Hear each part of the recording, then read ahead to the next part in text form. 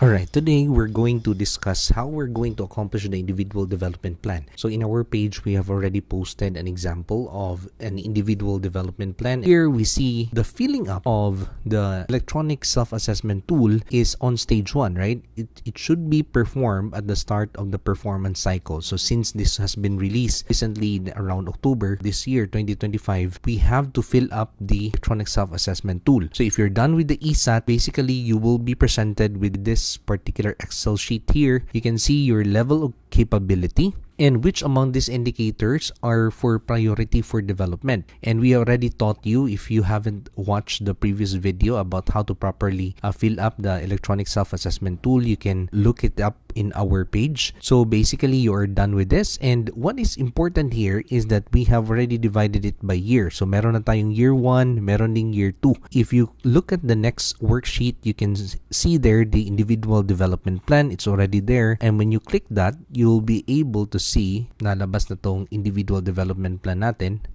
As you can see, it's divided by year 1, year 2, year 3. So meron ding part for core behavioral competencies. Pero kung master teacher po kayo, you will have another part here for leadership competencies because you are performing a dual role. So ang gagawin nyo lang, click finish, tapos lalabas to. And of course, mag-generate yan ng individual development plan. So kung meron na kayong individual development plan, we already have a sample here. So we have shared this to our subscribers. So if you want to join us, of course, you can have all this for free.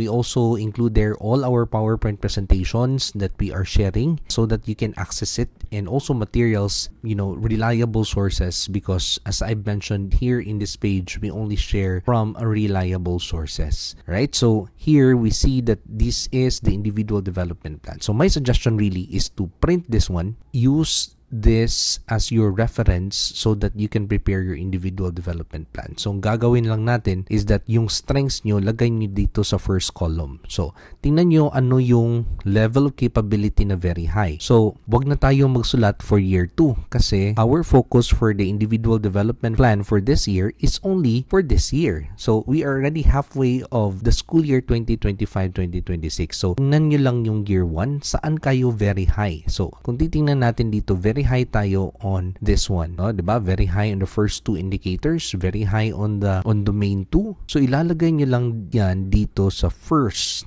itong column na ito, okay? Until you will be able to fill it up. So if there are extra rows, you just click this one, hide and unhide extra rows. Hide ko na po. So if I will unhide this one, what will appear is that all the rows that are extra will appear. So if I want it to hide, you just click that again.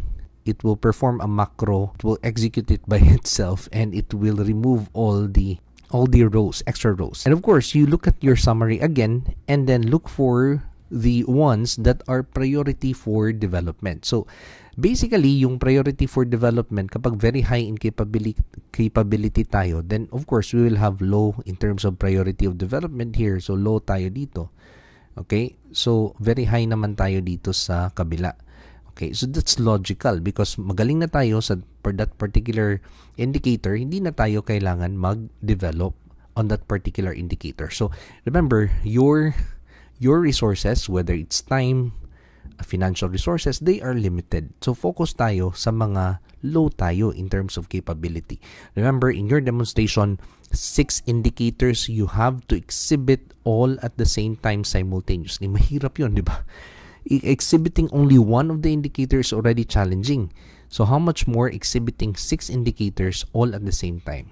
So dapat mag-prioritize tayo. So for example, yung third indicator under domain 1, yung 1.5.2, applied range of teaching strategies to develop critical and as well as higher order thinking, low tayo dyan. So we will copy that and then place it here in our weaknesses. So here, we see that it's pasted here. And ito na po yung gagawa natin ng learning objectives. So an example of an objective is it should be SMART. So what I meant by SMART is that it should be specific, measurable, and of course attainable, and it should be realistic, and then it should be time-bound. As you can see here, these are objectives, and I think it follows that particular requirements. And if you look at the objectives here, collaborative design it is aligned. No, for example, this is my objective, and what will be my intervention? What particular activity? An intervention is an activity that you have to perform specifically. It's very specific. Like for example, you will do collaborative design using LAC. No, so you participate on LAC. You conduct one peer observation as the observee, and they administer a learner perception survey on instructional clarity and teaching pace. So, for example, this one will help you perform this particular objective. So, for higher order thinking, of course, you will look at your session will focus on unpacking the matatag curriculum, emphasis on higher order thinking skills, and collaboratively develop a rubric for assessing critical and creative output. So, basically, it's very specific. An intervention is very specific. So, the idea here is that I hope you will not copy this in Tuto. What we're going to do is that we're going to look at our weaknesses.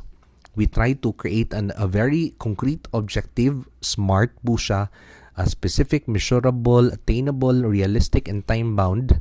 And then we're going to specify ano ba talaga yung intervention natin. A very specific activity kung saan ma-achieve natin yung objective.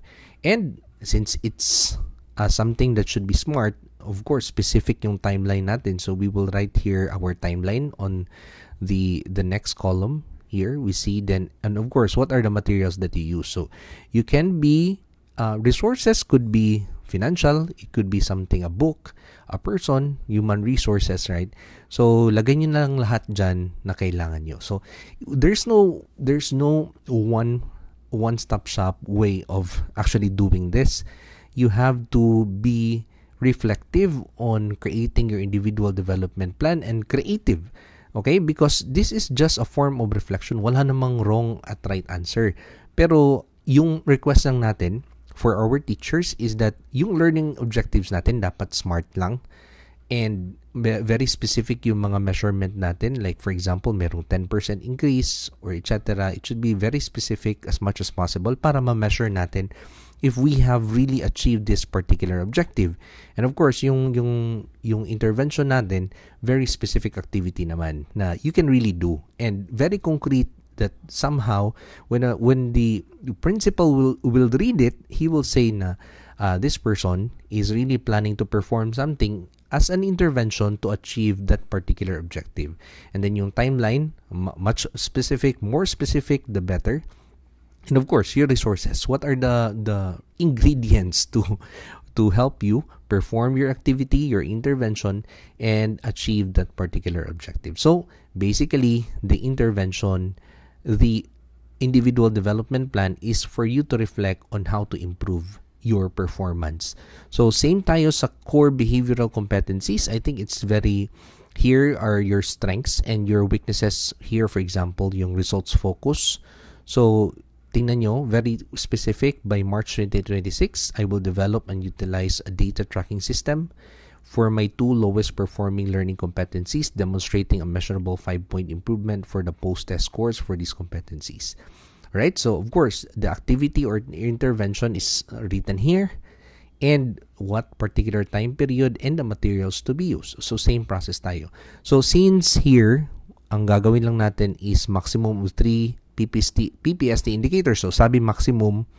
So, ito lang yung commitment na gagawin talaga natin. So, nilagay ko na yung 3 para maximum, no, lahat.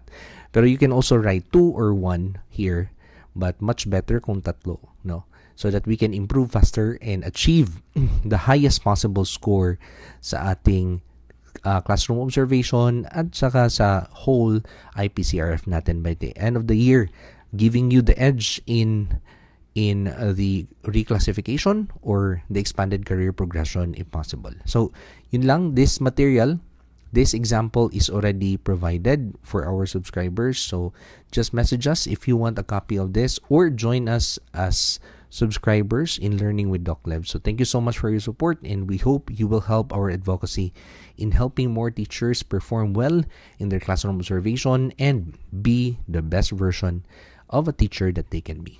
Thank you so much, everyone, and God bless.